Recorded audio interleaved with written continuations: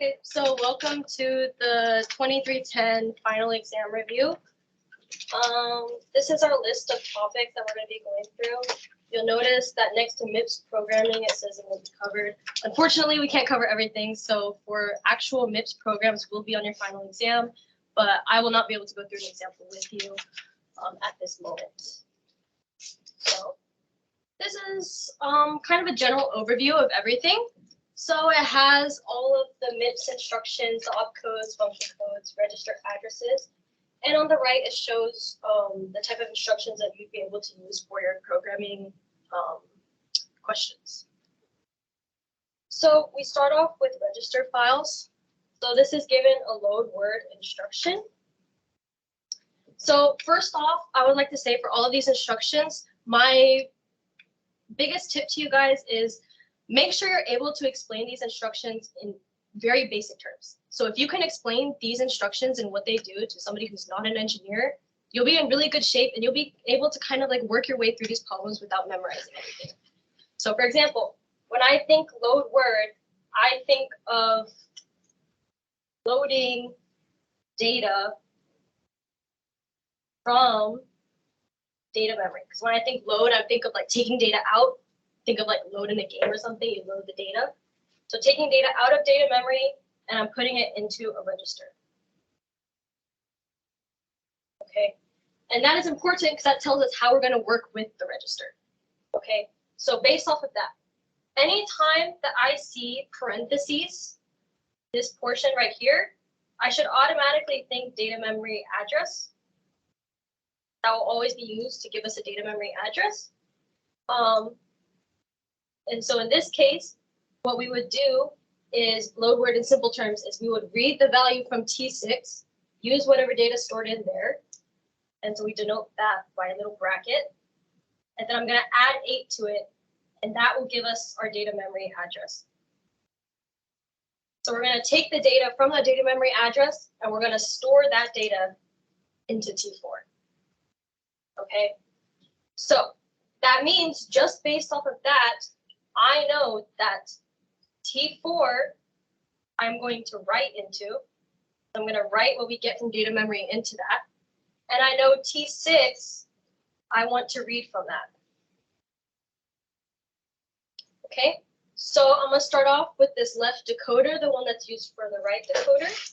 And I'm going to enable it because I'm saying we are going to use it. I'm going to write at the bottom just to keep in mind that this is for T4.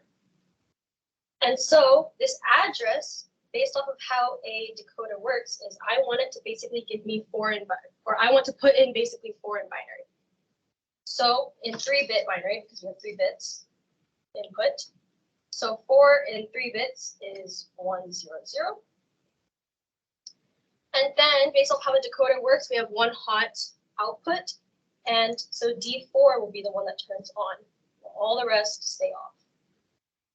And I'm going to work kind of fast through these as we go on because I have a lot to cover for these.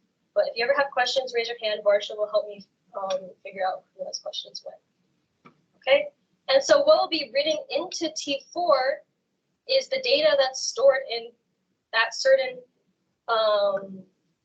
data memory address, which at the moment we don't know. So I'm going to leave that be for now. I'm going to move on. I'm going to say, okay, T6 we're going to read from. So I'm going to use this next read decoder and turn it on. And for my address input, I'm going to put in 6 in binary. So I have 110. And so D6 will be the one to turn on and everything else will stay off. So now we have that we're reading from register T6. So what comes out in this R data is what was stored in register T6, which I have on the left here, that is 280. Keep in mind that I'm writing all of this in decimal. There is a chance that your teacher could throw you a little curveball and ask for all of this in hexadecimal, because that's what happened the semester that I did this. So just read the instructions and be warned that there is a possible chance. Hopefully they don't do that, but they might, in which you would have to convert 280 to hexadecimal and put it there. We only have 2 registers and we've accounted for both. So the second read decoder, we're going to set to 0 the enable, and everything else we don't care what's in it. We can't put a 0 or a 1 because that would be probably, well, it could be either 0 or 1, I should say. So all the others are we don't care. You have to make sure that this enable at the bottom is a 0, because if you put that as a 1, it means we're actually going to use it, which we're not. So now we have the issue of what gets written in. I forgot to add whenever I made these slides what the data memory is. So I said data memory 288 is equal to 243 in decimal. So in this case, we got 280 out of register T6. Based off of the instruction to find data memory address, we do contents of T6, which we said was 280, plus that number in front, which is an 8. So we got 288. Hence why my data memory address I'm accessing is 288. So that's, you have to be careful about that, which is why you have to know what the instruction itself does. Okay. Question. Yeah. Whenever there's a value in front after the comma, can that be assumed that it's going to be added with whatever value, T6, T5, Tn, basically? Yeah. So if any number that's here is going to be added to whatever value was stored in that register in the parentheses. And of course, addition, right? Yes, it will be addition. They might put a negative number there, in which it would be adding a negative number, which is subtracting. So then I said we go to data memory 288, and we find that the data value is 243. And that's what's going in. So if you put 280 there, if you put 280 there as going into register T4, that is technically incorrect. Because what's coming out of the data memory should be what's going into the register, not what's coming out of the register. And this will be recorded, by the way, and put on YouTube. I forgot to say that. So if you guys ever need to refer back to it, we have that. Next, we have the store word. Right. So I like to think of store word as store data into data memory. So you'll notice it's the opposite way as before from register, because before I said we're loading data from data memory. We're taking it out of data memory and we're putting it into a register. Now we're going to be putting into data memory and we're taking out from a register instead. So slightly different. So once again, this right here refers to your data memory address that you're going to be working with. Okay, so that means our data memory address is whatever is inside T7 minus 12 in this case, because we have a negative 12 in front. And so then what's put into this is what was stored inside that data memory address. So based off of that, I realized that we are never going, or sorry, not stored into, sorry. My mistake. I meant whatever is in T5, we're going to put into that data memory. Remember, it's the opposite as load word. Because we're storing into data memory, taking out from a register. So based off of that, we actually don't write to any register in this instruction, because we have to read T7 to get the data memory address, and we have to read T5 to get the data out to put into data memory. Okay, so actually our enable here is 0, and everything is we don't care. And now comes the question of which, we have 2 different read decoders. Which one do we use for T7 and which one do we use for T5? Most people would just say, oh, T5 comes first, let's put it in the first read decoder. But in this instruction, that is not correct. And what I would recommend for this one to help you remember what the word is I would refer back to load word. For load word, we had 1 write, 1 read. So this read in this parentheses is the one we used for read 1, because we didn't use read 2 in this example. Down here, we're going to use that same format, where the register in the parentheses is the one we're going to use for our read 1 instead. Okay, so down here for this read 1, we're going to have T7, and here is T5. And that's just because the way the processor is wired. We can't just suddenly like remove a wire and change it. Okay, the way that things are wired up is that's how it's going to go in. So we have both of those set to enable.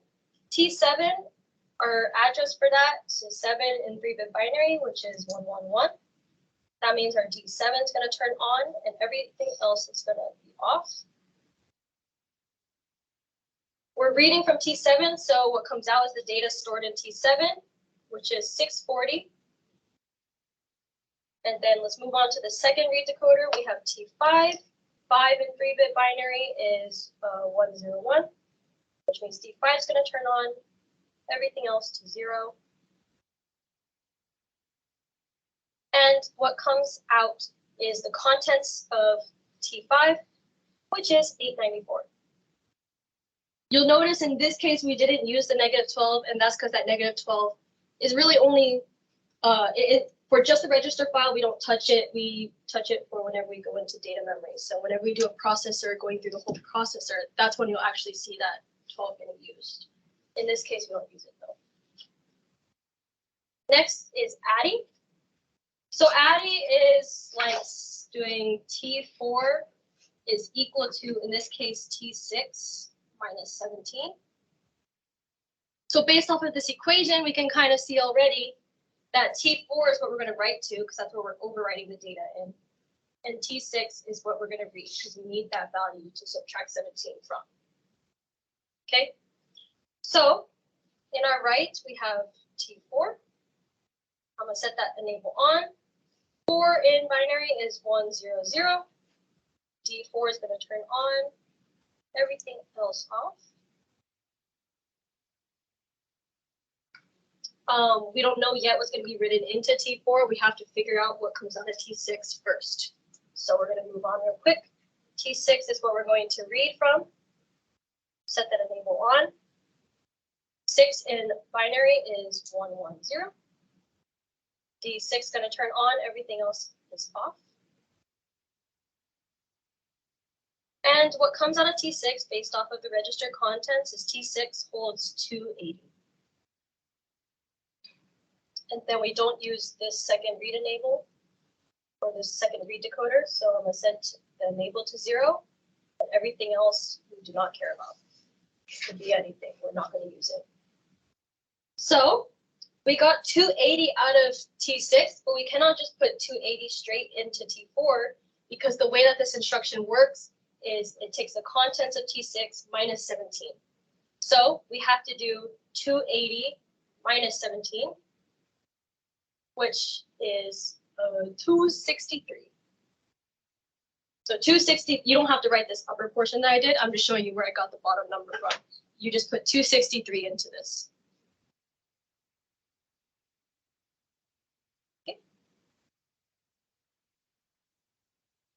If you ever have questions, yell out, raise your hand, anything, just to get the attention. So next we have an add instruction. This one works very similar to ADDI, except instead of ADDI having a number at the end, a constant, we just have 3 registers. So in this case, it's formatted similar, where we have T4 is equal to T3 plus T6. The first register is where everything's stored into, and the other registers are added to get that value. So similar to last problem, T4 is the one that we're going to be overwriting. We're going to be writing into it, changing its value, while T6 and T3 we're going to read from. Because we've got to get those values to add them together.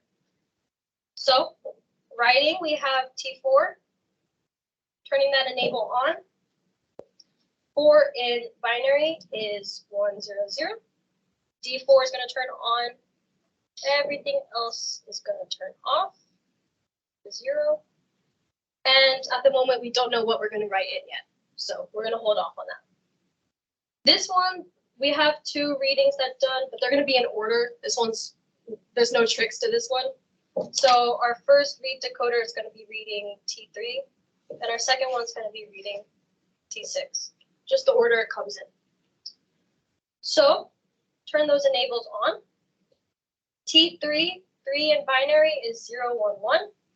So our D3 is going to turn 1, and the rest is going to be 0. What comes out of T3 based off of the contents is 15. For T6, 6 in binary is 1, 1, 0. So we have D6 as a 1 and everything else as a 0. And what comes out of T6 is 280. So now we have the question again of what is being written into register T4. T4 is just the addition of what's being stored in T3 and T6. Bless you. So we have 15 plus 280. So in this case, what should be written in is 295. Once again, you don't have to write this upper portion. You just got to write 295. I hope he is okay. So we move on. Subtraction. Very similar process, except instead of adding the values, we're going to be subtracting them. So we have T5 is equal to T4 minus T1. So once again, T5 is what we're going to be writing to, and T4 and T1 is what we're going to be reading from. So to our right, we have T5, set the enable to 1. 5 in binary is 1, 0, 1. D5 will turn on, this will turn off. And we don't know what we're going to write in yet, so we're going to save that. First read is T4, second read is T1. Set those enables on. T4 in binary is 1, 0, 0. So D4 will be 1, everything else will be a 0. What comes out of T4 is 91. So over here, T1 in binary is 0, 0, 1. D1 will turn on, everything else will be a 0. And T1 has a value of 42 stored. Once again, what is stored in T5? Well, T5 is the subtraction of T4 minus T1. So that's 91 minus 42, which is 49. Make sure it's T4 minus T1 and not the opposite way, or else it will be kind of wrong. So next one is set less than, SLT. So this one, it's important to keep in track the order. Once again, similar to other ones, is whatever the result in is going to be put into this first register. So this is what you're writing. So in fact, let's just go over what set less than does in general. So set less than is the first one's going to put in the result. These next two registers, depending on if one is less than or greater than the other, you will have either a 0 or a 1 written in. So if I have T2 is less than T3, so it is less than, then I will have that T0 is written as a 1. This 1 essentially just represents true, if you want to think of it that way. Basically, it's asking, is T2 less than T3? In this case, true, so you write a 1. If it's the other way, T2 is greater than T3, you will have a 0 written instead, essentially saying false.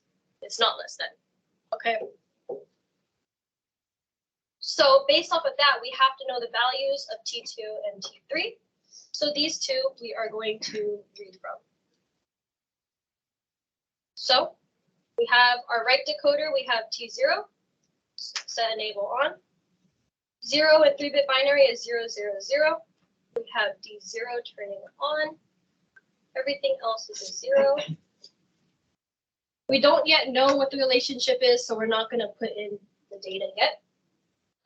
This one, similar to the others, is the readings in the same order that they're given. So the first read decoder will be T2, and the second read decoder will be T3. 2 in 3-bit binary is 0, 1, 0. D2 turns on. And what comes out of T2 is a big number, 8,795. Our next, oh, I forgot to turn the enable on. Next, our T3. The address is 3 in binary, which is 0, 1, 1. D3 turns on. All of the others are off. And what comes out of T3 is a 15. So now, putting it in the same order as before, the T2 value is 8795. and our T3 value is 15. It's greater than, it's not less than. So in this case, we would write a 0. So that means the data going into T0 is a 0.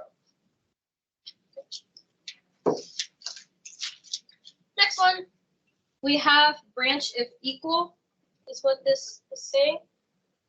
So kind of self-explanatory on just the name, but it's saying if T7 is equal to T1, then we'll branch. And if it's not equal, then we'll just ignore the instruction essentially. We don't branch, we don't do a jump.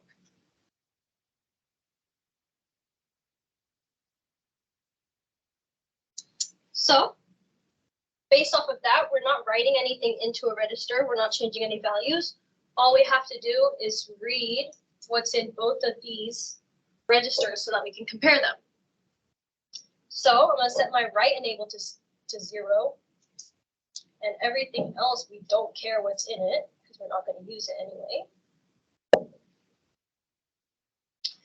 And in this one, similar to past examples, it's given to us in the order that we're going to put in. So this first read decoder is just going to be the first register given, which is T7. And second one is going to be the second one, which is T1. We set both of those enables on. T7 in 3-bit binary is 1, 1, 1. D7 is going to turn to a 1. Everything else is a 0. What comes out of T7 is 640. The next one, 1 in 3-bit binary is 0, 0, 1. D1 is going to turn on, and everything else will be a 0. And what comes out of T1 is 42. So now we compare. You see that 640 is not equal to 42, which is, we're not going to branch. In this case, for these register files, you won't have to do that, but that's just important to know for later whenever you do processors. Just check that we're still recording. I just want to double check.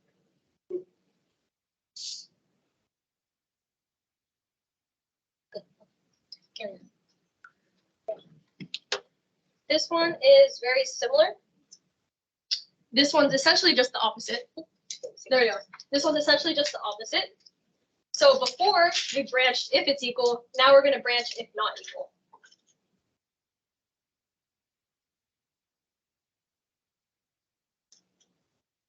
Okay. So that would mean that if T5 is not equal to T7, we would branch.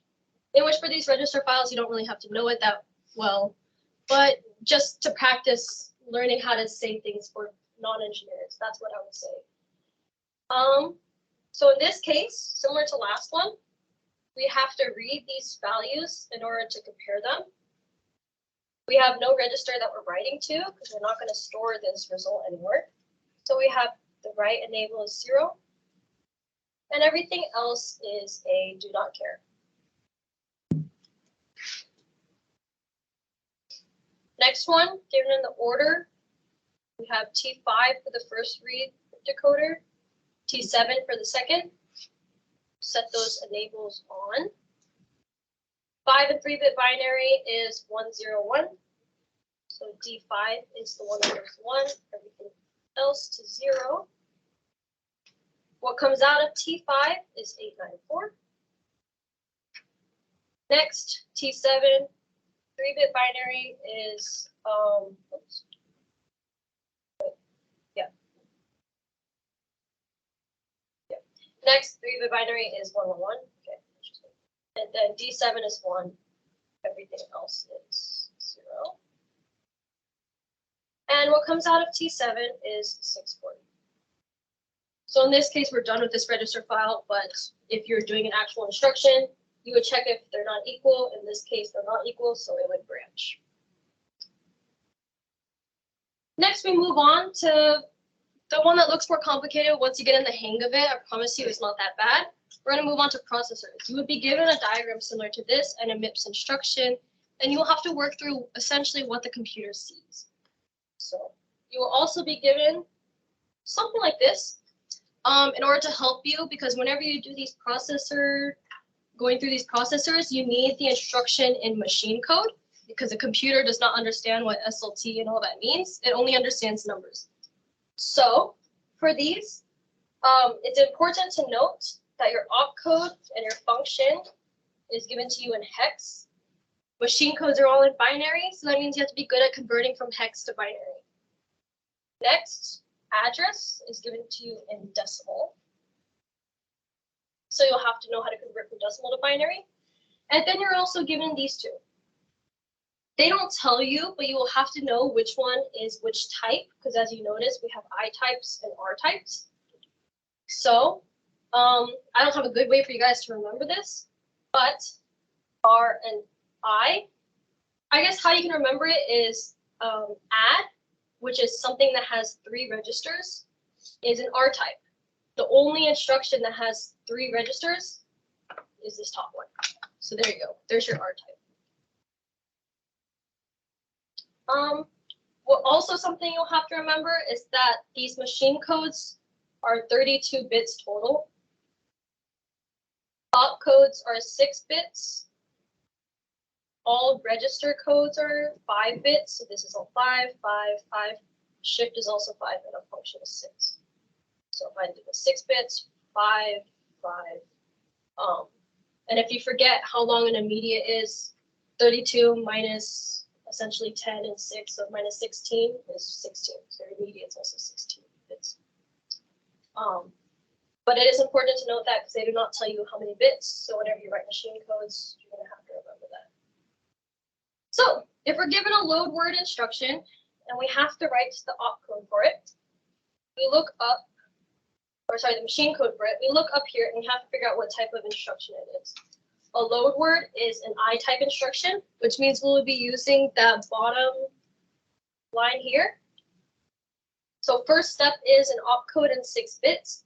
The opcode for load word is 23 in hexadecimal. So we have to convert 23 to binary. So we have 23. 2 goes to 4-bit binary, 3 goes to 4-bit binary. So in 4 bits, I can represent 2 like that. And in 4 bits, I can represent 3 as that. Now remember that an opcode is 6 bits total. We currently have more than 6 bits. So I'm just going to shave off, oops. Oh.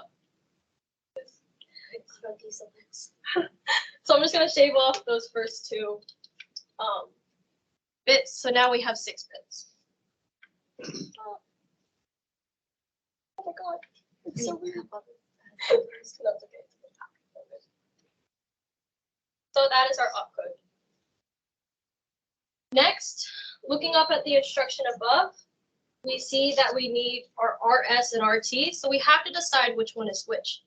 In this case, it's a bit intuitive if we think of it as RT as our target, or what we're going to store something into, and our RS as our source. So a source is something you take from, right?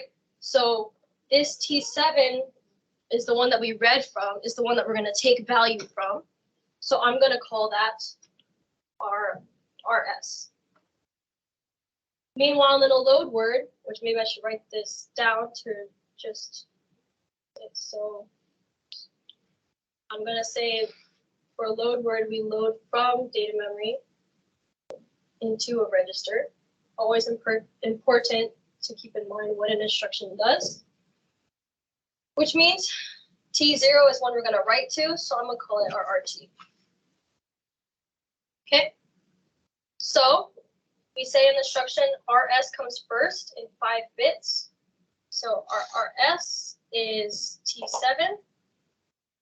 We then look up here and we have all our addresses. So T7 has an address of 15. So I'm going to write 15 in 5-bit binary. So if you do that, we'll essentially get that. Next, we work through RT. RT is RT0. T0 has an address of 8. So if I write that down, I get that. 5-bit binary. And then we have our immediate of 16 bits. So the immediate is usually, actually not usually, almost always a constant number. So in this case, our constant number is 4. So we're going to write 4 in 16-bit binary. So what I like to do is I just like to write 4 in as many bits as I'm comfortable with. So I'm just like that. That's 4, and then I add as many leading zeros as needed to make it 16 total. 1, 2, 3, 6, 7.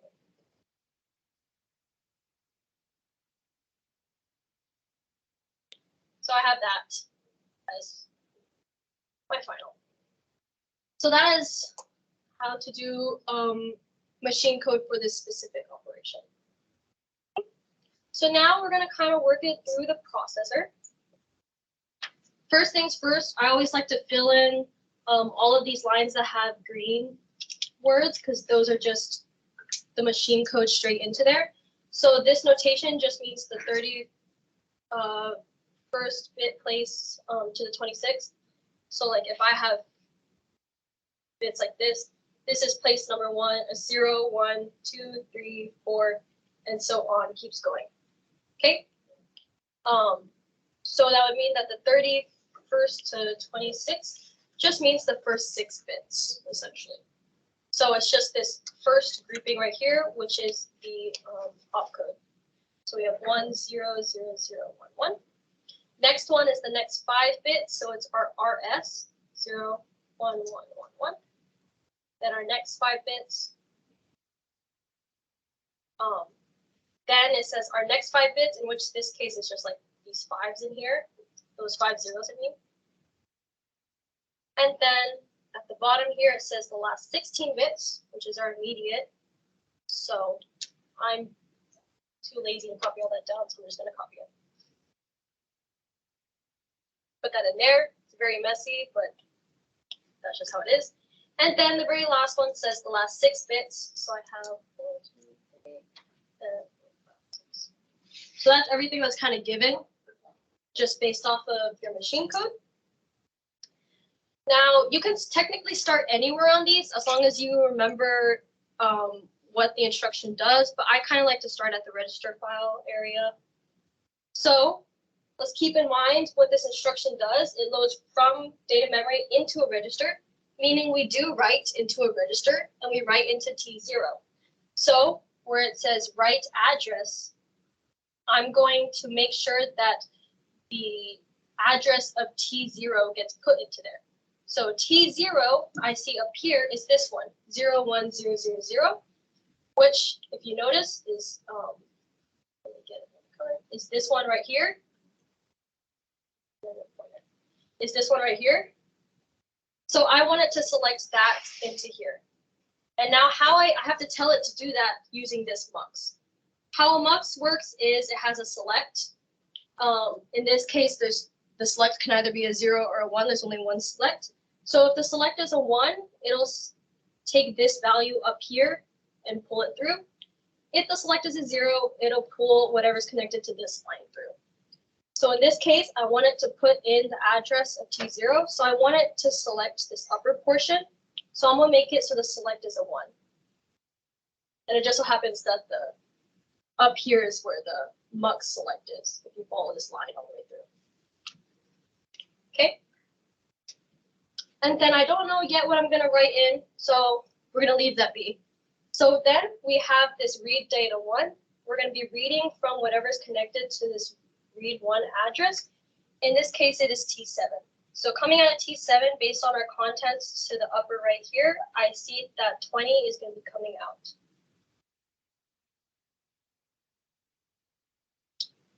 And then now this read data 2.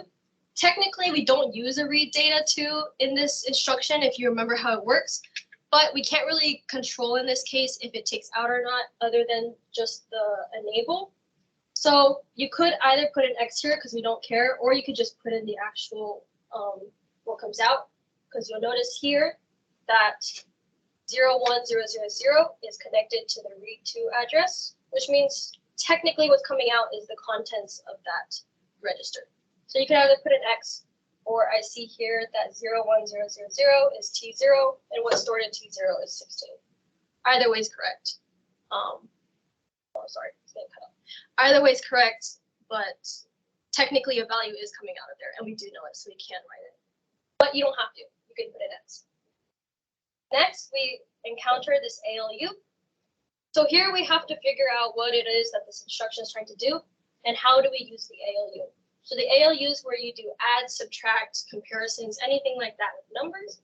So in a load word instruction, we said that to get the data memory address, we had to get the contents of T7, and we had to add that number in front to it.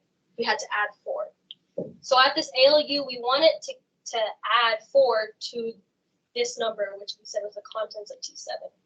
So if we want 4 to come through here, then we have to decide which mux select we want it to be. So 1 is connected to whatever was in that read data 2, and 0 is connected to this bottom portion, which has 4 with a whole bunch of zeros in front, essentially. So we wanted to select that sign extended 4 all the way at the bottom. So we want this mux select to be a 0. So what comes out of this ALU, based off of the operation add, is 24. Okay. And then we reach the data memory. We have to remember how we use data memory. So data memory, we said that we're only going to read from it. We're not going to write to it, because we said that we're going to calculate this data memory address, read the value from it, and then store that value into a register.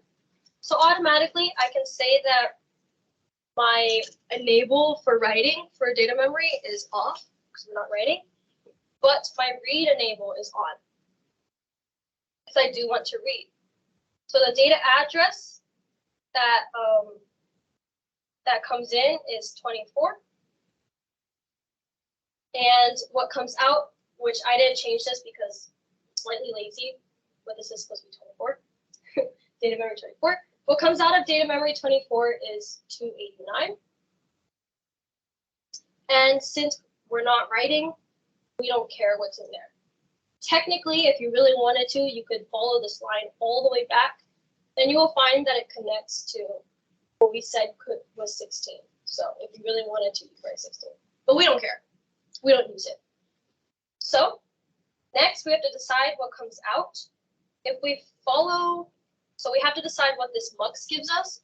If we follow the result of this mux, we get that it goes all the way to what's going to be written into our register. And what we wanted to be written into our register is the contents of that data memory, which was 289. So based off of that, so I want that 289 to go through. I want this mux select to select this 1, so that it selects this. If we put the mux select as 0, it would give us the 24 going through. So we have our select should be a 1. So then 289 will go all the way through and go into write data. Now, and I forgot up here, but this ALU off is just add, which is what we had down here, because that's what we're doing with the ALU, is we're adding. Any questions so far? I know it's kind of hard to like follow where I am sometimes with this. We good? Okay. Okay, we're going to move slightly faster now because we have quite a few instructions to get through. Next, we have save word. So save word we said is saving into data memory from a register. Just to keep in mind for this whole thing. So first things first, we always do machine code, right?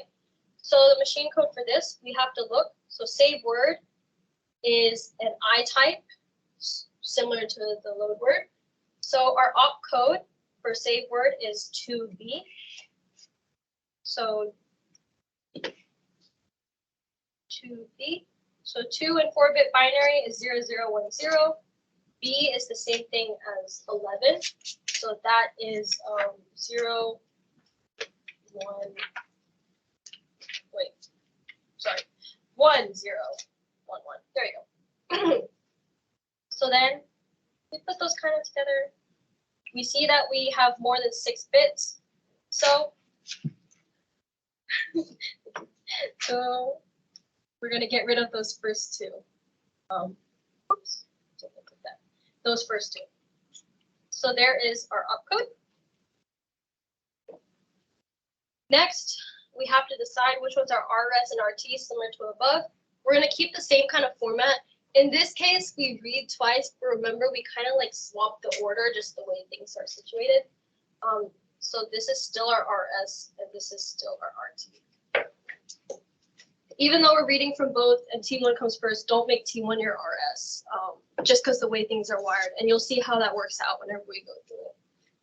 But as long as you keep it that it's the same format as what we did with this load word, you'll be fine.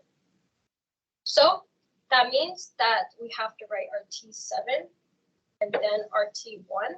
That's the order.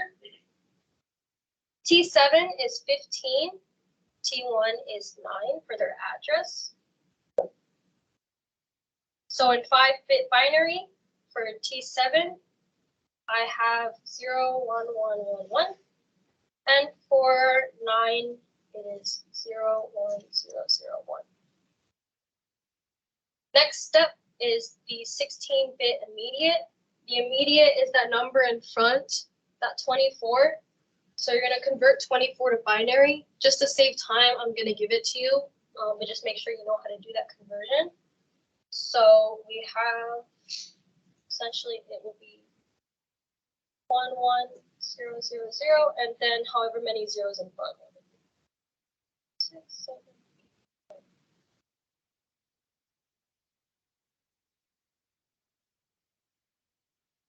So that's that, 16 bits total, and this represents our 24. Okay. Once again, we put in those 3 answers just based off of our machine code. So the first 6 bits, 1, 0, 1, 0, 1, 1. The next 5 bits, 0, 1, 4, then 0, 1, 2, 0, 1. We have 5 bits of just zeros here. And then our whole 16 bits, 24 equivalent at the bottom. Put that in. And our last 6 bits. So that is what I get. Just a quick question. Yeah. When it comes to T7, well, are we just adding 24 plus the content of the register of T7? In Yes. this case being 20 plus 24? Yes. Oh. That'll be what you're doing with the ALU. Yes. Okay. So save word, we don't write into a register. If you remember, we're only reading from those. Instead, we're going to be writing into data memory, and that is important to note. So that means we actually don't care what goes into this write address. And then we don't care what gets written in, right? So I can go ahead and say that this mux connected to this write address, it could be anything. It could be a 0 or it could be a 1. So I could put like an X, I could put a 0, I could put 1. Anything, it doesn't matter. We don't care. Because we don't care which address goes into it. Okay? And then reading out of our read address 1. Read address 1 is connected to our T7. So that means the contents of T7 is going to come out, which in this case is 20. This is where we have to keep in mind what exactly we're adding in this instruction. We're adding the contents of T7 to 24 in order to get the data memory address. So we want this ALU to select the 24 line. Or sorry, this mux connected to this ALU to select the 24. So the one of the mux is connected to the read data, the second read data, which I didn't do yet, actually. I should probably do that. So read data 2 is connected to 01001, which is T1.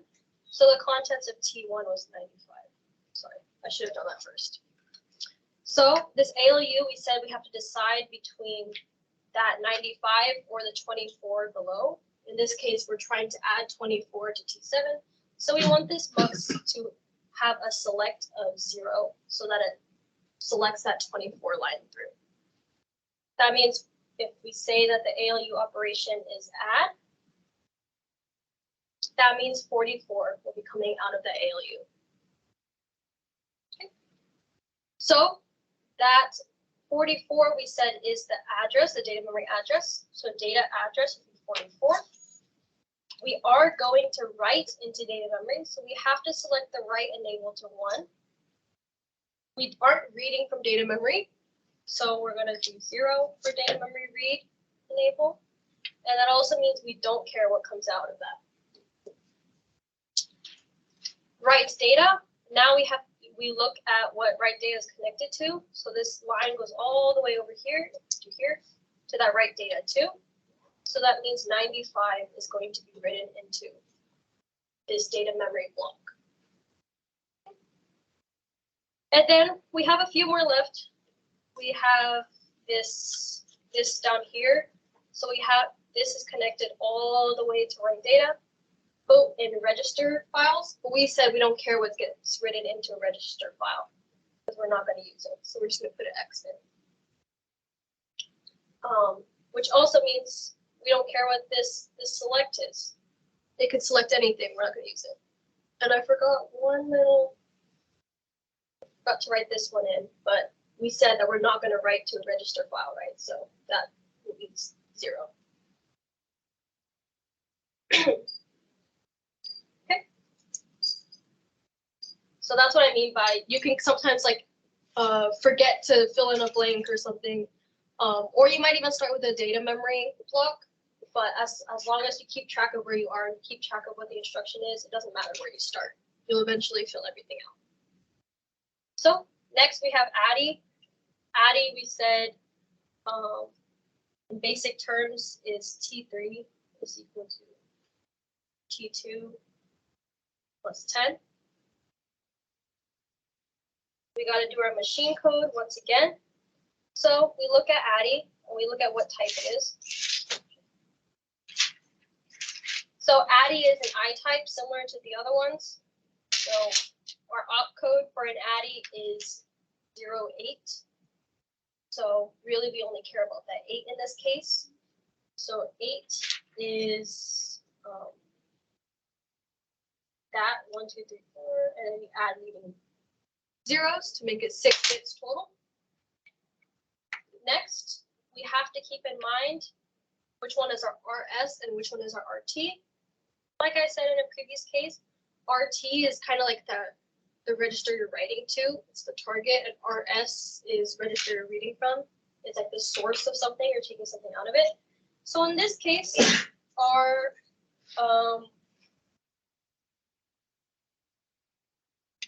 So in this case, our RT is T3 and our RS is T2, which means RS comes before RT. So our RS is the next one, which means we have to do T2 next. So T2 has an address of 10. So I'm going to put 10 in 5-bit binary. So I have 0, 1, 0, 0. Next is our RS, and I'll write down T2, and this is T3. So next, T3, if you look at the address, T3 is 11. So if you put that in, this is what you should get. And then we have our immediate, which is our just constant number, so in this case 10. So if you do 10, 1, 2, 4,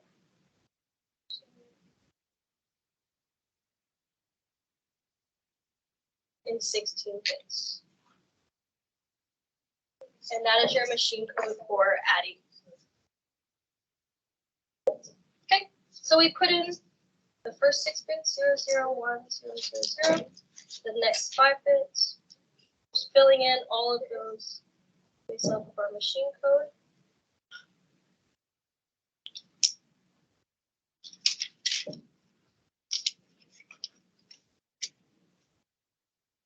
The last 6 bits. Okay, so working through this kind of quickly.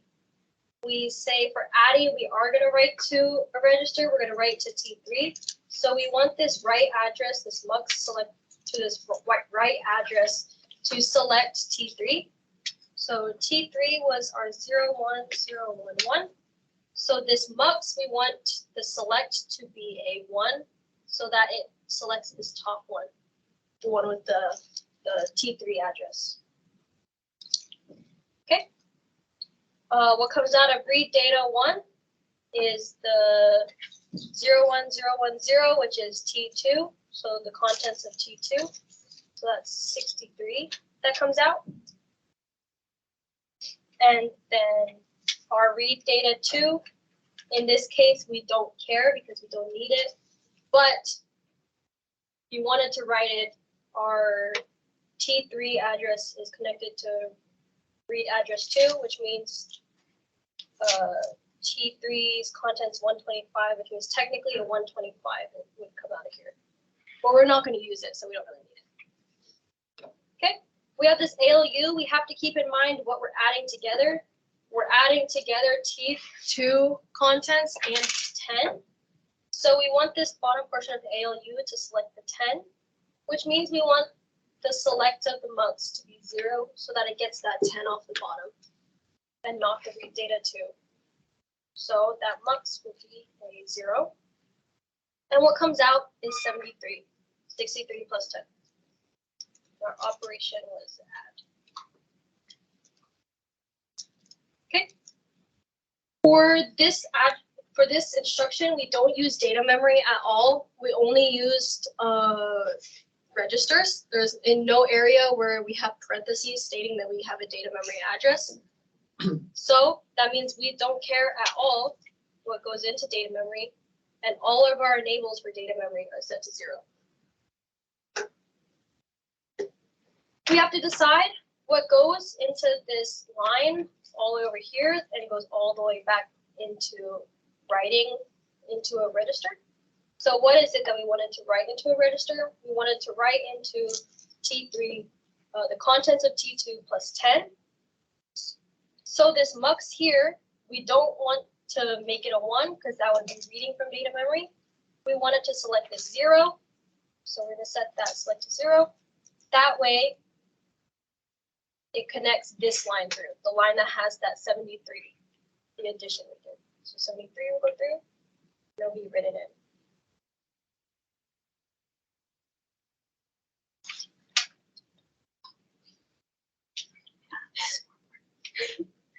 Okay, so for an add, for an add, you say T6 is equal to T5 plus T4. That's basically what that instruction is doing. For our machine code, we got to go look at what type it is dense. So add is an R type, so now we're finally going into a different type. It's this top line. The opcode for an add is all zeros, so very lucky, we just have 6 zeros. And then we have 3 registers that we have to decide the order for. So for this one, we have register source, register target, register destination. The easiest one that I would say to keep track of is register destination is the register that you're going to write to in these cases. So it's like your final register. And then the other ones will go in order. So by that, I mean T6 will be our register destination. That's where we're going to be writing to. We're going to end off. And then based off of up here, RSRT is the order. So I'm just going to do it in that same order. RSRT. So basically the only one that kind of gets its order changed based off of how you write the machine code is just that this T6, that RD, is now going to be listed 3rd. So it kind of shifted from that beginning part to the end. Okay. So based off of that, we have our RS, and our RT, and then our RD. So RS is T5, and T5 has an address of 13. So I'm just going to write that in. That's 13. RT, whenever you look at the address, you'll get 12, so there's that. And then RD, whenever you go back and look, T6 will turn into that. Okay, just to make things go faster, I'm just gonna start giving them a bit. But same process as before, where you go back, you look at the address, and then you convert it to binary. Okay. And then we have something slightly different for this. We have something called a shift. Luckily for this class, you will not have to worry about shift. Your shift will always be 0. Okay, it's 5 bits zeros. We just don't work with shifts in this class, so, but we do still have to account for it. So we have those there. That's your shift, your 5 zeros. And then we have we have the function code next, 6 bits. Here it says for a add instruction, our function code is 20 in hexadecimal. So once again, we're going to have to convert that. So 20, 2 and 4 bits is represented like that. 0 and 4 bits is represented like that. Since the 0 comes after the 2, we can't just ignore it. We can't just do this first portion, because these will kind of offset those 2 bits, and it makes a completely different binary number. So you cannot just ignore that 0. So we need 6 bits total. So we're going to shave off those first 2. We're going to have 1 0 0 0 0 0. Also, sorry, it's kind of going into the info. So that is our final machine code. I'm going to write those in. So we have the first 6 bits are all zeros, the next 5 bits, and then the next, and the next. This is the last 16 bits, which is essentially that grouping, the last 3 groupings. So just copy all those in.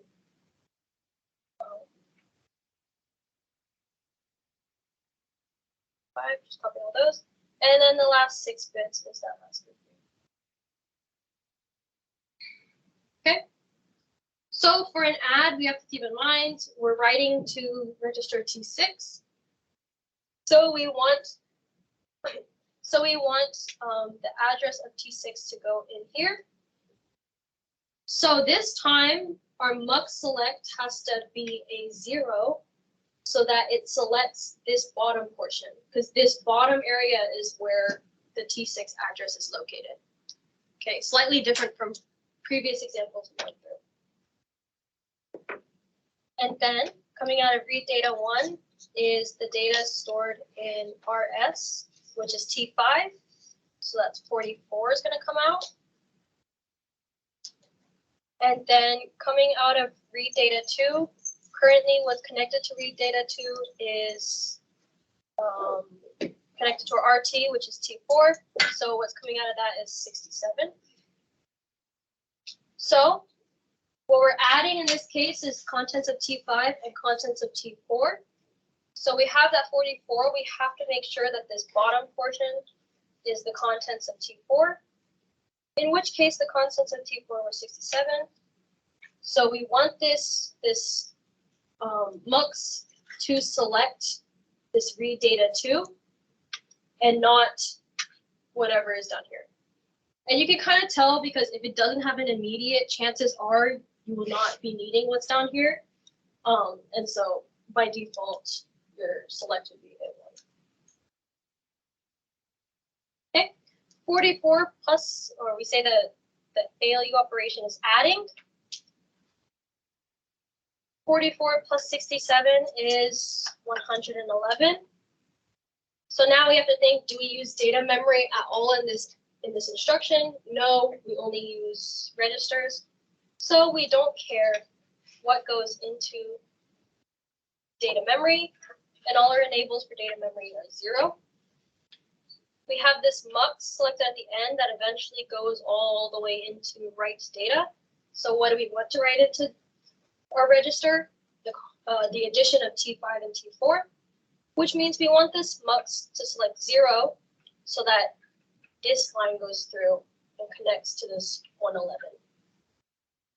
So this 111 will go through and it will go all the way into the register.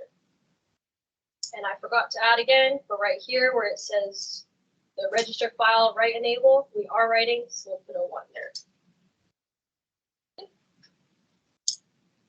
We have more. So sub, for this one, we have the same thing as before, whereas sub is a R type, which means we have an opcode and then the RS, RT, RD. So sub, we have those, I didn't check, but sub has an opcode of 0. So we just have 6 zeros for opcode. Okay. And then we have to once again decide the order. So the order is very similar to this add we did before, where this is where we're writing into, so it's our register destination, and then the others come in order, RS and RT. So we have our RS is T0, we have our RT, which is T1, and we have our RD, which is T3. So if you find the address of T0, you should get 01000. Address of T1, you should get 01001. And for T3, you should get 01011. Next is that shift again. So we have those 5 zeros for our shift. And then we have our function code. So if we look up, sub has a function of 22 in hexadecimal. So 22 is 0010, 0010, 456. Get off those leading zeros. So our function is 100010. Oops. Look it up. Okay, so we put those in quickly. 1, 2, 3, 6. Our next grouping.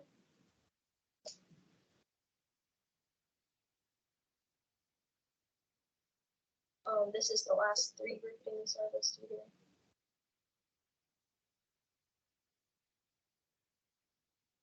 And that last grouping. Okay. In this case, once again, we're writing, so I'm going to set our register file write enabled on. What we're going to write to is we're going to write to T3. So we want that 01011 to go through, which means we want that mux select to be a 0. Our read data, what comes out of the T0 is 16. So that's 16. And what comes out of T1 is 95.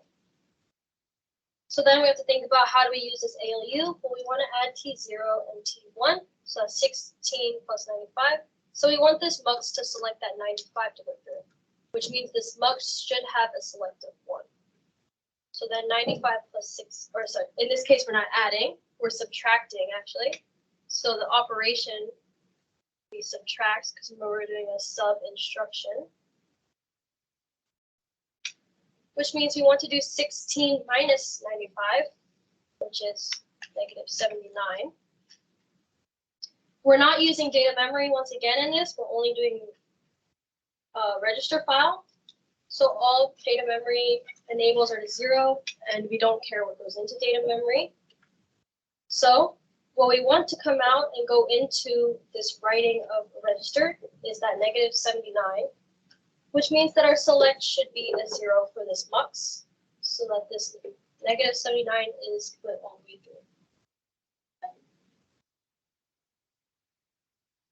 through. Set less than. So we said that set less than is we're comparing T2, in this case T2 and T1, and if T2 is less than T1, then we will write T1. So we look back up, set less than is an R type, so we're going to do that same format that we've been doing for the previous problems. And so the opcode of set less than is all zeros, once again. So we have 6 zeros. Similar to the previous problems, we have that order of RD because T5 is what we're going to be writing into. And then we have RS, RT. So basically with these, the first register just kind of goes to the very end of the order. So we have RS, which is T2, RT, which is T1, and RD, which is T5. So if you go back and look at the address and you convert it for T2, you should get 01010. For T1, you should get 01001. And for T5, you should be getting 01101. Next, we have that shift again. So those 5 zeros, because we are not working with shift in this class. And then we have our function code. So set less than has that function code. Set less than is 2a. So converting to a is the same thing as decimal number 10. So we have 0010, we have 1010. Shave off those first 2 bits to get us down to 6 total. So then we get 101010. And that is our final machine code. Putting in to those green slots, have all those groupings.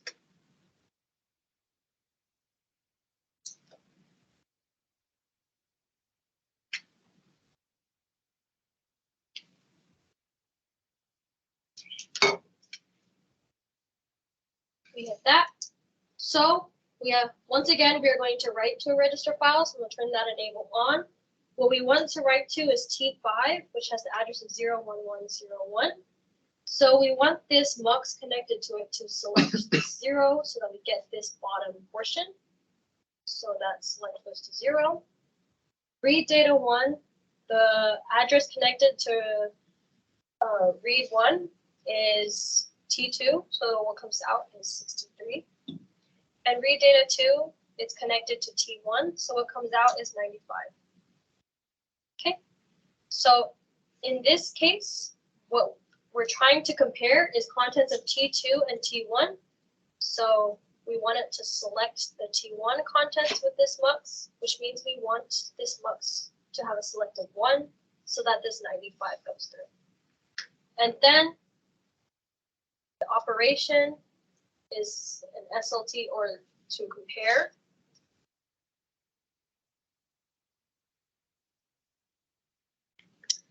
So then we compare and we say we're comparing T2 to T1 and we're saying is it less than? In this case 63 is less than 95, so what comes out is a 1. Okay. Once again, we're not using data memory in this, so we don't care what happens to data memory, and all our enables are to 0. For this mux, what we want to go through to be stored into T5 is that 1. So that mux select will be a 0 to get that 1, and going all the way through, 1 will be written into our register file. And that is the last processor one. Quick question. Yeah. Shouldn't the SLT/compare on the ALU operations be FC, or am I thinking of something else? It might be, yeah. So for this one, a lot of teachers had different preferences. So if your professor told you FC, then put that, yeah. Okay.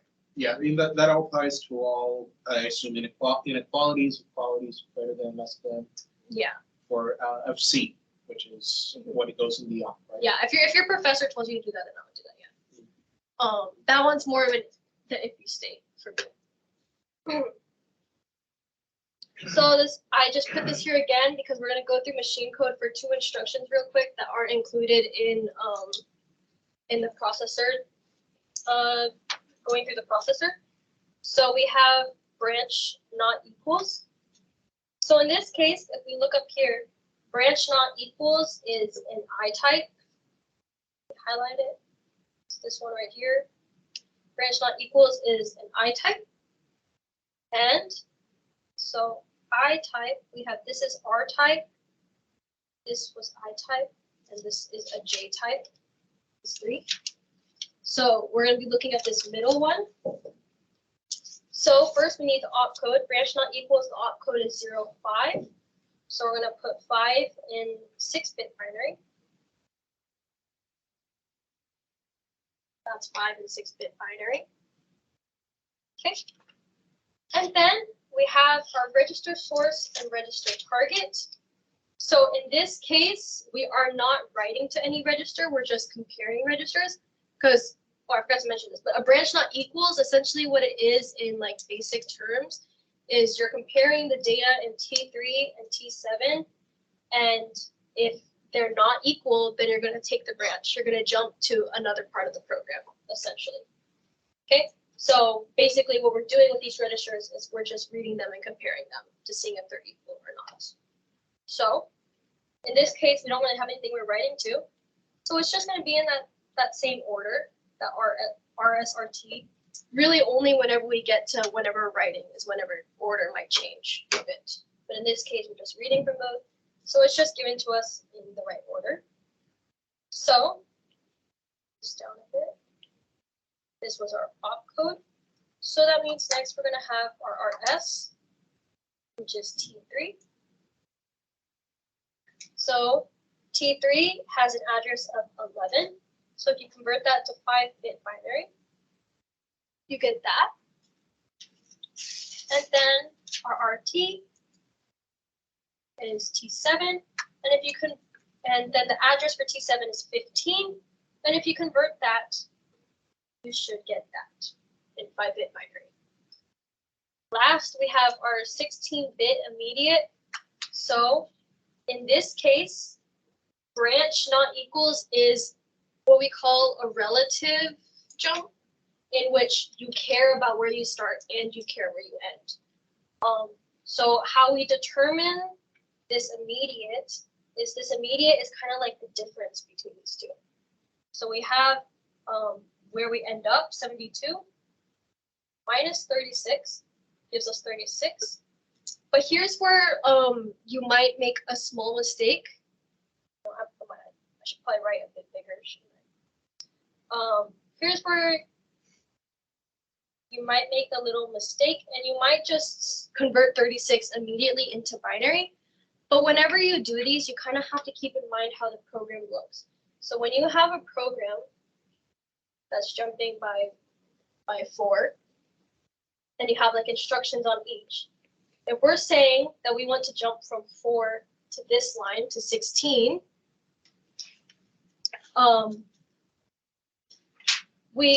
if we were to just do the subtraction to get that jump, so if we were just to say, oh, add 12, it would actually put us right before that line. What we want it to do is we want it to put us right after that line in the program, because that line is just going to be like, oh, like jump to here essentially, if that branch not equal works. So whenever we do this branch not equals, it's actually going to right after the line. So we have to account for that, and we have to add another 4 at the end to make it essentially go past that line. So that might be where a lot of people forget or make a mistake. So what we're actually going to be converting is that 40, not the 36. So if I convert 40,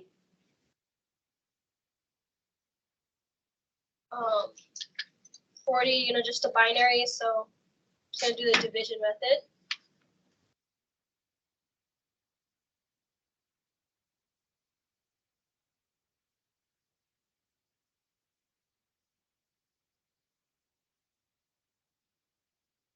Then you get 1, 0, 1, 0, 0, 0. So this is 40 converted. Whenever we do these address type machine codes, what we always do is we always do essentially divide by 4.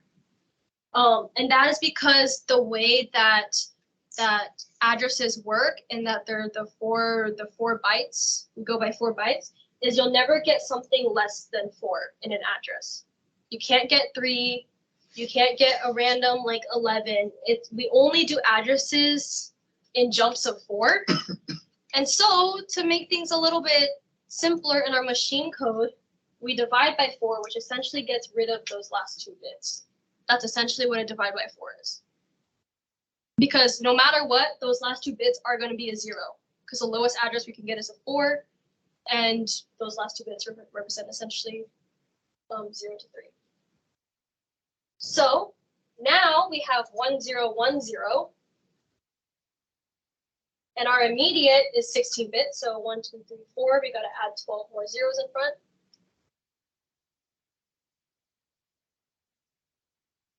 So that is our final machine code. Is essentially 12 zeros and then a 1 0 1 0 at the end. Now this is different than a jump. For a jump, it is not a relative jump.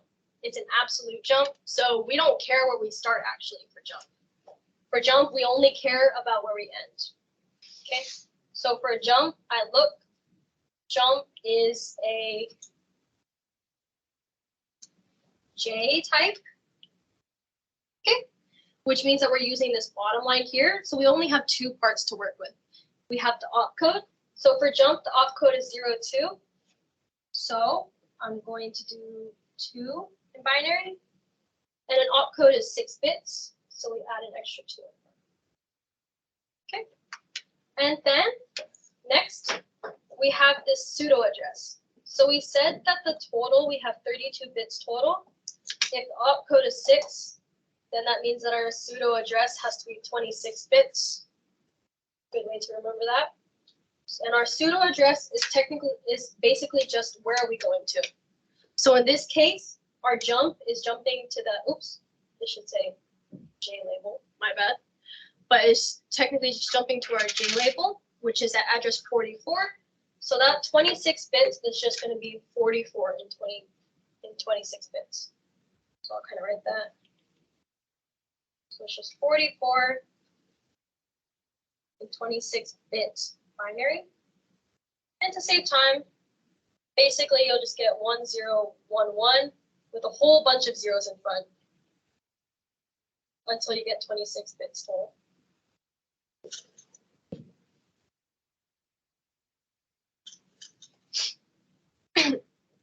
And that is how you do that. I went slightly over time, so very sorry, Marcia. That's all right. This next portion is review from exams 1 and 2. I'm going to go a little bit quickly for the first couple of slides until we hit one of our examples. If you need more help with any of the topics that are being presented here, you're welcome to go check out the recordings for both 1 and 2. So as a quick refresher, this is what a transistor looks like. These are P-type and N-type transistors. And you have previously worked with a big transistor diagram. I didn't see any on the review that we were provided with by Dr. Kogan, but it's a good refresher to have on how to work through those diagrams. So these are gates that you should all be familiar with. These are and or not gates. Remember what the truth tables look like, because you might need it in some of your questions. These are trickier gates for me, at least. NAND, NOR, XOR, and XNOR gates. Cutting off everything at the top of that. So it is always helpful to write out the truth table for these, just in case you have any questions that require you to use particularly the XOR gates. If I remember correctly, those show up in your comparator questions, and if you have one where you have to trace the numbers for a comparator, or was it an adder? Sorry, it was an adder. It's useful to know exactly where your numbers are going, or how to use an XOR gate. I'm not going to be going over those since we have a couple of other questions to get to. And if you remember, these NAND and NOR gates are considered universal gates, which means you can use these gates to basically build your other basic type of gates.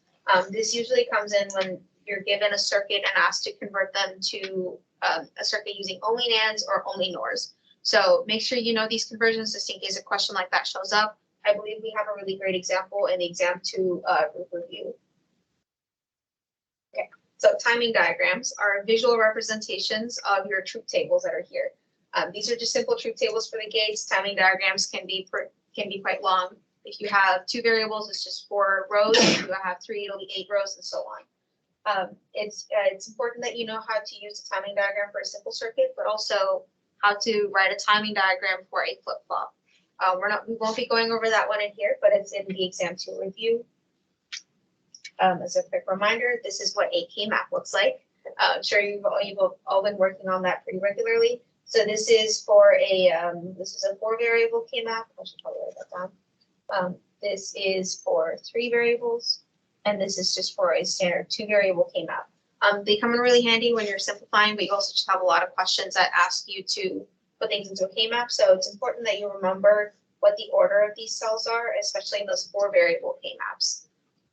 My trick is just to write down what the decimal value of each of these little cells are at the bottom corner.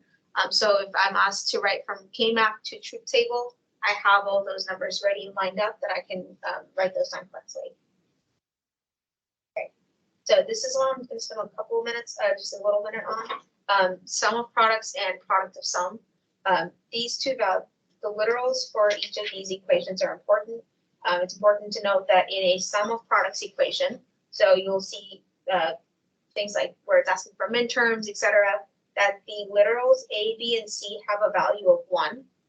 But in a product of sum equation, A, B, and C have a value of 0. And it's important to remember that SOP equations will describe everywhere, like all the terms where a function is 1, while POS tells you where everywhere that a function is 0. Typically, these circuits are just 2 levels. So in an SOP circuit, you can have multiple AND gates, but you'll only have a single OR gate. So even though you have something like here, where you have a bunch of plus signs, it just means you have one OR gate that has 3 inputs. And then each of these terms correspond to one AND gates. Product of sum is similar in that all of these are multiple OR gates, but you have a single AND gate that has 3 inputs. We'll do a problem so you can refresh your memory on that. Some of the other terms that you'll see in your questions, we have examples for all of these, but for midterms are typically associated with a sum of products equation. You'll typically be asked for a literal sum of midterms or the compact notation. Compact notation for both midterms and max terms usually involves this like Greek letter, where it's a sum notation or pi. When it asks you for a literal sum of midterms, it means that your term has to include every single letter, either in its original or complemented form. So let's say we have 4 variables, and then let's just say that my product is AB. So I would have to write this as A, B, C, D, A, B, C, D prime, A, B, C prime, D, or let's write it over here, A, B, C prime, D prime. So this is, again, these are all the literals that go into your sum of midterms equation. We'll see, I'll show you what that looks like in the K-map. But it's important to remember that this is what the compact notation looks like, and this is what the like fully expanded notation looks like. Same goes for max terms, so I'm not gonna write that down, but instead of A, B, you would actually have A or B or max terms. Okay. So this is a table that you should be familiar with. I would recommend writing it down a couple times so you remember what your Boolean properties are, just in case you are asked to simplify an equation without a K-map. It's important to, I think some of the more handy properties are this one, the complement property. And then also, I believe, the identity property. Distributive and De Morgan's laws are 2 that you should know very well by now. If not, it's okay. Practice makes perfect before your exam. One important thing to note for De Morgan's law is that it's not the same thing as converting between product of sum and sum of products forms. In order for you to do that, you will need to apply your distributive law properties. So that's and or over and. So when you're comparing the truth tables for De Morgan's versus like a regular equation, you'll see that De Morgan's just has inverted outputs. Okay, any questions before I start working on one of our examples? I know it was like a lot of information, but hopefully it's all just review. Okay, so this is one of the questions from y'all's review. You are given a big circuit and asked to draw the functions minimize SOP, K-map, literal, canonical, product of max terms, same thing for sum of min terms, a truth table, and a timing diagram. I'm gonna go over parts A through F, because G and H are, it'll take a little bit too long, but I can help you get set up for the timing diagram. So when you're first given an equation like this, just because the first thing you should notice is that you've got several AND gates, but only a single OR gate, which tells you that this is likely going to be a sum of products equation. And then I'm going to start from top down and then work my way through just like identifying what the output at each AND gate is. So remember that these are all inverter bubbles. So these are just like NOT gates right here. So the output of this AND gate is B naught and C naught, D naught. The output over here is A naught, B, D. Out of this one is A, C, D. Here is A naught, C, D naught. So those are my four terms. I'm going to put them out of the OR gates and write my equation here. I'm going to say F is equal to B naught, C naught, D naught, plus A naught, B, D, D, A naught, C, and D naught. So this is my SOP equation. We can further put this into our K-map. I'll squeeze this down here. This is a 4-variable K-map. So I'm going to draw this quickly. Oops. That is a square. CD 0, 0, 0, 1, 1, 1, 0. Okay, and then terms here. So I'm looking for everywhere B is a 0. So that is at this point and this point, and then C, D is 0, 0, so 1, 1. Here I'm looking, actually I'm going to write this on here. 0, 0. And then I don't care what A, the value of A is, so this is 0, 1. Don't care what C is, 1. And then, this is where I was going to mention. So I'm just going to write a little table here. So in an SOP equation, A is 1, A naught is 0. In a POS equation, it is the opposite. This helps me keep track of exactly what the value of the literal is when I'm going from equation to K-map or truth table for that matter. So we've got 1x, 1, 1. And then I'm going to say 0, x, 1, 0. Okay. So looking for a 0, 1 on this side. Doesn't matter what C is, but I'm looking for a value of B to be 1. So that puts me here. For our third term, I look for wherever x is 1, so that's over here. And then I'm looking for where C and D is 1, so that's a 1 here. That puts me over here, and here. Yes, okay. And then for the last term, we're looking for where x is 0, that puts us over here. 0 and then 1, 0 over here and over here. Okay, so that is our K-map. And then if we were to simplify this, I'm going to make, I don't see any groups of 4, so I'm just going to put these into groups of 2. Here and then 1 over here. So I'm going to say F is equal to, and these two, we've got B prime. B prime. Actually, I might end up with the same literals. Okay, and then over here we've got A prime B prime. And then we've got B, C, D. And then down here we've got A, C, D, and then I didn't do something else. I feel like I have too many terms. And then we've got A prime, C, D prime. Okay, that's just the equation from the K-map. Okay, perfect. So my literal canonical product of max terms, the key here is to remember that it's asked for max terms, and max terms are where my terms in the K-map are 0. So I'm going to go ahead and fill in these zeros over here. Okay, I'm going to right here in max terms. So I'm going to have to spell out A, B, C, and D for each one of the terms for the zeros here. So this one here is A or B or C or D prime times, that's that one done. A or B or C prime or D prime. A or B prime plus C or D. Stop me if you see anything wrong. I am rushing through this and I may make a mistake. C or D. And then we've got A prime prime, C or D prime. And over here, we've got B prime plus B, so or B, and then C or D prime, and then our last two terms over here.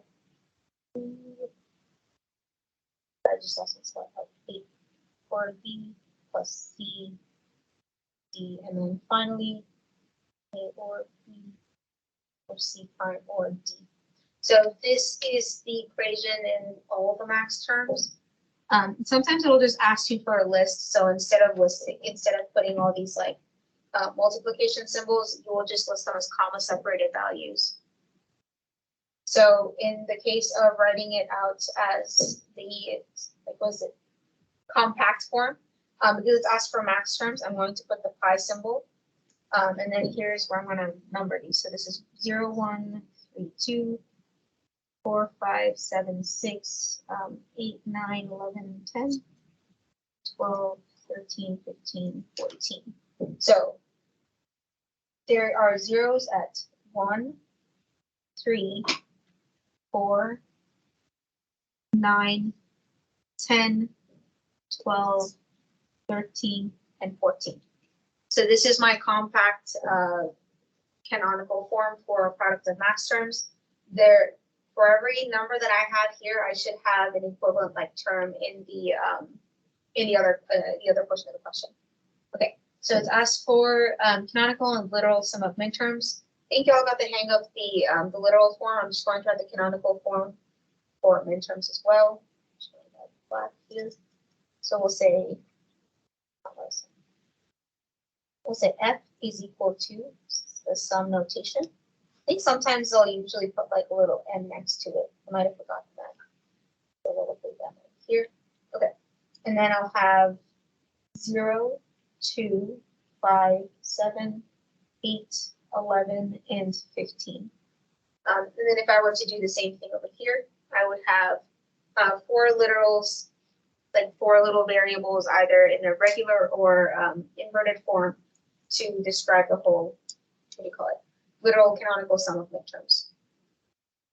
So from here, it's easy to go to a truth table and timing diagram. Just make sure that you remember that the K-map is kind of like out of order in the sense that it goes 0, 1, 3, 2. So when you're transcribing this into a truth table, I'll just show you the first one. And then I'll call this F 0. And then 3 over here. So I will be writing 1, 0, 1, 0. So this is what the truth table would look like, but the K-map looks like 1, 0, 0, 1. So be very careful because I think you'll have like a computer test and you have to transcribe these into the little with the keyboard and all that. So keep an eye out for that. Okay. Any questions before I move on to our next question or next topic? Okay. So this was a question that a lot of people had. I actually had to look this up, but the difference between prime implicants, essential, and redundant prime implicants. So implicant, very simply, is just a group of ones or zeros, and that could correspond to either a minterm or a max term if it's a 1 or a 0. A prime implicant is all possible groups in a K-map.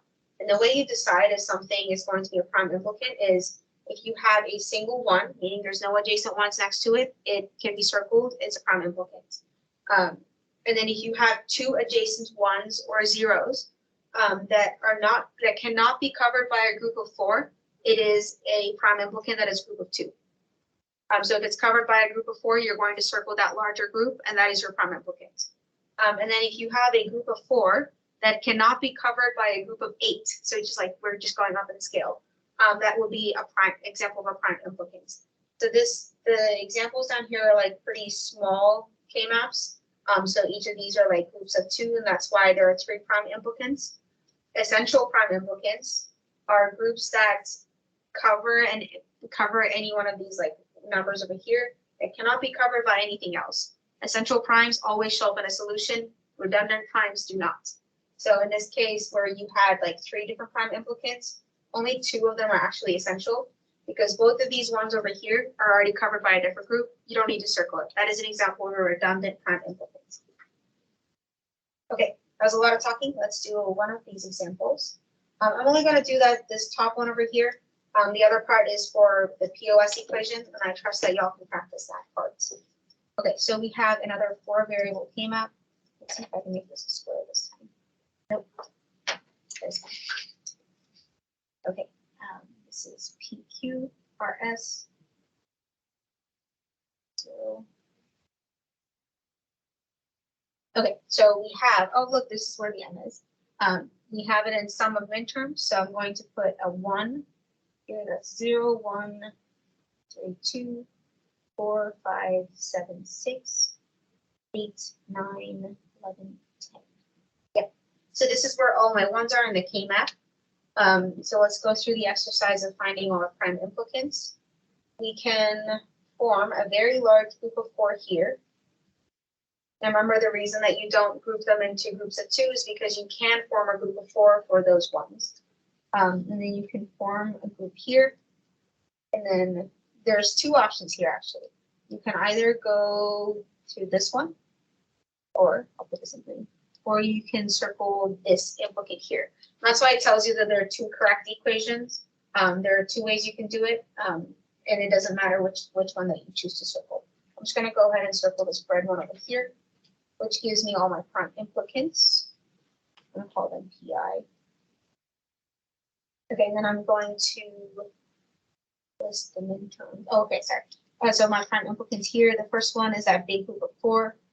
That is Q naught. Then on this side, Q naught S naught. Okay.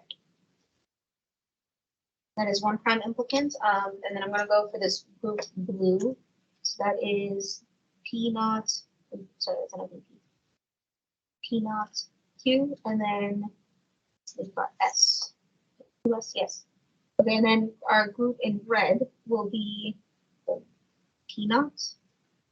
Nope, sorry. R naught and S. So those are our 3 prime implicants. If you did circle the green one also, that would be an example of a redundant prime implicant, but we're going to keep moving forward with this one. Okay.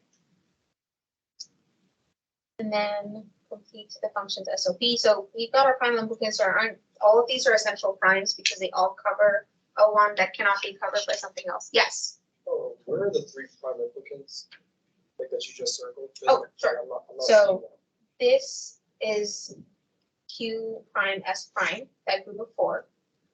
This is P, let's see prime, sorry, this is P naught QS. And then this red one here is P naught R naught S. Yeah. And then I can write the one in green. So instead of this red one, you could have always done P naught, Q naught, what's that one? R naught. Yeah. So those are 2 possible solutions. And then we're just going to write these into an equation. This is called H. So I'm just going to say P naught S naught or not QS. And then not R naught S, or you can say that it's 4, not R naught. Yeah, so those are my 2 correct equations for this example. Okay, and then you're going to do the same thing with product of sum. I'm going to go on to some of the other questions, but this is good practice. Just remember that product of sum is where all of these zeros are. So you're going to do the same exercise, and then this is like your largest group of 4, and so on. Okay, moving forward. It's an example of distributive property to convert this product of sum equation to sum of products. I like this version because it's a little easier to go like distribute all the variable or literals. That also practice it in reverse from SOP to POS. Okay, so here we are going to be using this distributive and over or property. I want to rewrite my equation here. Just gonna write it as K X plus Y plus Z naught, X naught plus Y naught plus Z naught, X plus Y naught plus Z. Okay. And list the Boolean principles. I trust you all to find it because I'd never remember what the Boolean principles are, but you should know them. So I'm just going to go ahead and start distributing. I'm going to do 2 terms at a time, and then bring in that 3rd term later. So this first one is X naught, X Y naught plus X Z naught. And then we have X naught Y, Y naught, Y Z naught, X naught Z naught plus y naught, z naught. Finally, z naught, z naught. Okay, some of the things I noticed that this is one of our properties. I believe it's complement. When you have x and x naught, this becomes 0. All the other ones are fine. Y naught becomes 0. And then z naught, I think this is like the idempotent property that just becomes z prime. So I'm going to write these down. And the other thing that I do notice is I have a lot of z naughts. So I'm going to factor them out and see what happens. So I have x, y naught plus z naught. I have x over here. I'm going to underline it so I remember that I have already used it. I have y once I factor this one out. I have x naught when I factor this one out. I have y naught when I factor this, and then I have a 1. So remember that for when you have something with an OR gate, the moment that one of your values becomes 1, it doesn't matter what any of these values are over here. This whole thing just goes to 1. Right? So I'm going to write over here 1.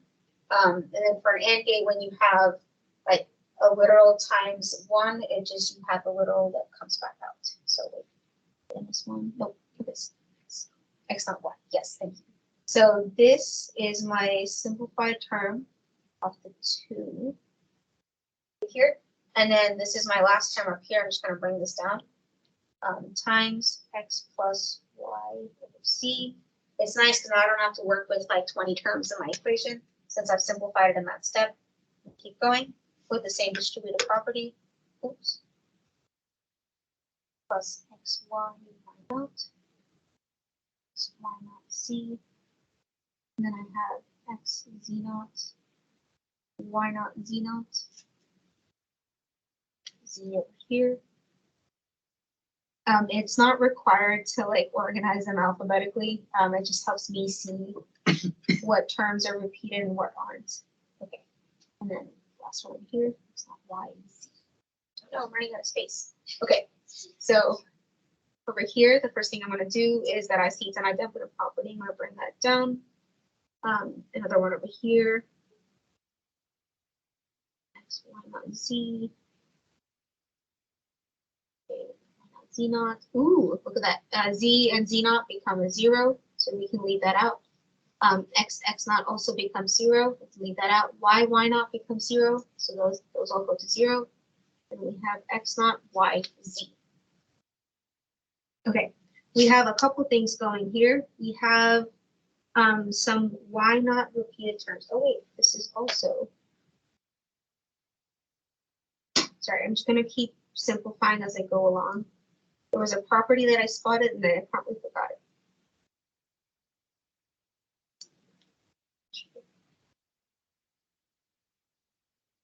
Okay. Okay, I'm going to factor out my z naught.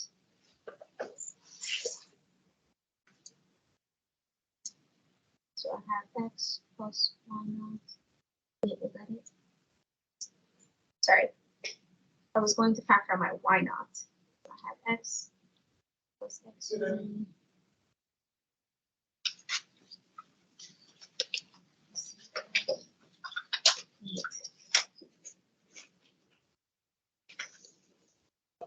Actually, I think that might be the only form. Did I make a math mistake anywhere? I think it's good. Well, if y'all spot a math mistake when you're working on this, just know that it can be further simplified. I believe there was another simplification step that I did unless I made a mistake twice. Just, I have a bit of a quick question. Yes. With this. To find a POS, so this is, POS, or, with POS. To find from POS to SOP, I remember viewing this YouTube video that said to first convert it to De Morgan, simplify, and then convert back with De Morgan's to get the SOP form. Is that I guess you could say, legal move to do, or does it have to be done like this in the algebraic sense? Technically, you could do it that way as long as you do it twice, because that would convert it and then do it again. So it's a Right. version. But I believe Kogan will be specifically looking to distribute. So yeah, I would get comfortable with distributed. Yes. And then the other part was to put this into a KMAP, but I believe y'all have it. When you put it in there, you'll notice that the SOP and the POS versions, they neatly combine into, like, they're just the ones and the zeros into your KMAP. Okay, so we're gonna do De Morgan's real quick. Gonna use the little copy situation. Okay. Oops. Okay, so when we do De Morgan's, all your and becomes or and or becomes and. So the first thing you want to do is write some of these larger ones. I'm gonna put it over here. We have x plus y plus z naught, or x naught, y naught, or z naught, or x. Wait, yeah. Y naught or z, the whole thing not. We're gonna keep going. Wait, forgetting these. Okay, and we're gonna bring that in. So that's x naught and y naught. Not, just going back there. That's one term. Or x naught, y naught, and z naught. We have x naught, y naught, and then z naught. Okay, so when we simplify all that, we just get x naught, y naught, z, or x, y, z, or x naught, y, z. So that is the equation with De Morgan's law applied to it. Yes, and then it also asks that draw a KMAP. When you do draw a KMAP, I'm not going to do it here, you'll just notice that in the original equation, wherever you had ones, you will have zeros in your De Morgan's KMAP, and wherever you have zeros, you will not have ones. So that's a little good sanity check to make sure that you've done the right conversions. Okay, any questions? Okay. And I believe this is exam 2 content. So I'm gonna go a little quickly over here. This is a reminder on how to convert from decimal to binary to hexadecimal, both with like the integer portion and also the decimal portion. Integer portions you're quite familiar with. You keep dividing by 2 until you get to like a final dividend. I forgot what the term is. Until you go to 0, and then you go from bottom to the top when you're trying to write the binary number. Where decimal numbers are concerned, I think there's 2 ways to do it. I prefer the multiplication way. Here, and you're going to keep multiplying this decimal portion by 2 until you get to 1.00, and then your binary number is from top to bottom, the integer portion of whatever like result you get over here. So that's converting from decimal to binary. And then when you go back, it's the similar situation where you just, for the integer portion, you multiply by like 2 to the 0, 2 to the 1, 2 to the 3, and so on. But for the fractional portion, you multiply by 2 to the -1 because you're trying to get numbers smaller than 0. We're not going to be doing one of those examples. It's going to be doing one of these fractional representation ones. So if you remember, fixed point notation is when you are given something, when you're just given a number like this over here, 0, 1, 1, 0, and you're told that it's in fixed point notation. So this n, or this first number, corresponds to the total number of bits that you have, and this f corresponds to the number of bits that are in the fractional portion. So in this example, if I were to convert this this binary number to an 8.3, that would mean the total number of digits I have is 8 over here. So this is total 8, and then I have 3 fractional bits. We're going to do one of those examples in just a minute, so you can see how that works. And then the tricky part, the gigantic 32-bit number, is converting to IEEE format. Things that you need to remember is that the first bit is always the sign bit, which can be, if it's positive number, it's 0. If it's a negative number, it's going to be 1. The second 8 bits are your exponent. You always have to bias your exponent by adding 127 when you're going from decimal to binary. If you're going from binary to decimal, you're going to subtract 127. And the last bits are your 23 bits are your fractional bit. I'm not going to be doing one of the conversions that go from decimal to binary because I think you've seen a couple of those. Instead, I'm going to go going back from binary to decimal, which we will see in just a moment. Okay, and then quick refresher on binary arithmetic. I actually would like to do an example for this one. So if you have any questions, you can ask me them now, or you can just wait until I pull up that slide. But first order of business is BCD addition. So this is one of the things that were on your exam review. It is not like your regular addition because there's a couple of different rules that you have to follow. 4, 3, 5, 8. So remember that a BCD display is just something that can display digits from 0 to 9. If you're trying to display anything larger than 9, well, you can't. So you actually have to force it to loop back to like 0, 1, 2, 3, 4. And we'll actually see that in one of these conversions. And because you're only doing digits 0 to 9, you have to remember that they can be represented with 4 bits. So when you're converting each one of these numbers, it's going to be to a 4-bit binary. So let's do 7 and 4 bits, 4 and 4 bits, 9 and 4 bits, and 6, 0, 1, 1, 0. Convert this bottom number here.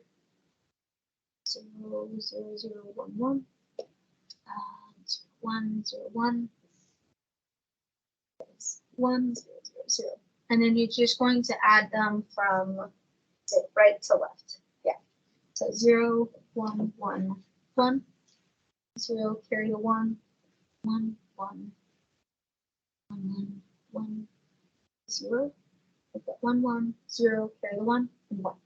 Okay, so once you've got all these numbers, the first thing to check is if any of these sums exceed 9. So if it's greater than 9, you're going to add 6 to it, which in binary is 0, 1, 1, 0. This is, remember, just to force it back to, this is to force it to loop back to 0. So this value is decidedly greater than 9. So I'm going to add a 6 over here. This is also greater than 9. I'm going to add a 6 to this digit. This one is 7. It's fine. This one is also greater than 9. Over here, I'm just going to write zeros over here just so we have something there. And this is a step that you keep repeating until you get a number that's less than 9. So if this doesn't, actually, let's work for it. So 0, 1, carry 1, 1, 0, 1, 1, 1, 0, 1.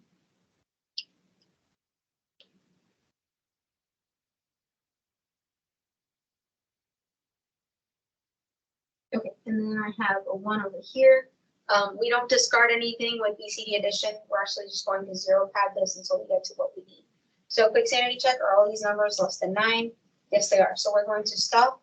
And then, so this is your final answer. So we're going to convert this back to decimal just so we can make sure that the number is correct. This is 5 and this is 4. So when you do 7, 4, 9, 6 plus 4, 3, 5, 8, 14, 15, 5, 3, 8, and this is 11. So our binary numbers and our decimal addition numbers match. Let's double check that your BC addition is correct. Okay. So, and like I said, if any of these numbers, if any of these numbers down here were greater than 9, you are going to repeat this process by adding 0, 1, 1, 0 to it. But that's only if you see that it's greater than 9. Okay, this is one of the IEEE format questions. I'd like you all to practice this yourself. What you're going to get is a number that vaguely resembles this one, but that's actually 59.1875. So in this gigantic number here, this is our 32-bit. Remember, this first one is the sign bit. And because it's a 1, that tells us our number is negative. 1, 2, 3, 4, 5, 6, 7, 8. This 8-bit number, I'm going to rewrite it up here, is our exponent. We are going to convert it to binary. Especially using a binary to decimal calculator, so I can go through this quickly. Don't do that. Convert it on your exam. 1, 2, 3, and then 1, 0, 0, 1. So that gives us 137. And remember that we have to unbias the exponent, which gives us a value of 10 over here. And then this over here is our 23-bit number. Remember that when we convert from binary to, when we convert from decimal to binary, there's like an implicit 1 in front of it that we've kind of dropped because the format is 1.f times 2 to the exponent. This 1 is like an implicit 1, meaning it's there, but you don't really see it. So it's 0, 1, 0, 1, 1, 0, 1, and I'm going to ignore all the other zeros because those are just trailing zeros and have no bearing in our final answer. Yeah, okay. So we're going to take this number over here. we found that our exponent is 10, so we are going to move this decimal over by 10. 1, 2, 3, 4, 5, 6, 7, 8, 9, 10. Oh, that's where the zeros go. Okay. Over here, so that is our value 0110100. We are going to convert that into a decimal number. 0, 1011 0100. When we get to that, it is equal to decimal. We get that it's 1024. Remember that we had a sign bit, so our final answer is going to be negative 1024. Yeah. Okay. Any questions? Okay.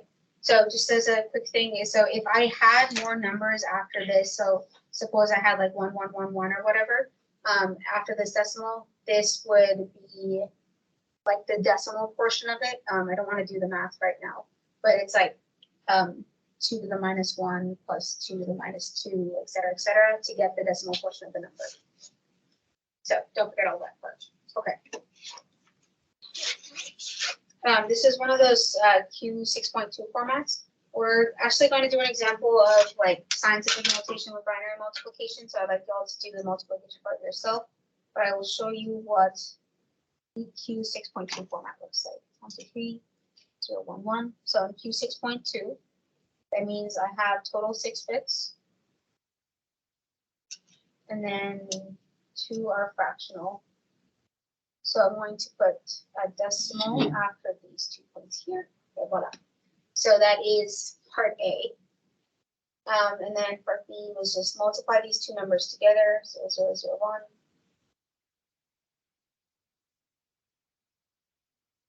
1. And then once you multiply them, I'm not going to do that. You're going to subtract 1. So remember that subtract 1, I'm going to write this in 6, 1, 2, 3, 4, 5, 6. Going to is actually adding negative 1. So I'm going to do 2's complement. So that's 1, 1, 1, 1, 1, 0, and then add a 1 towards the end.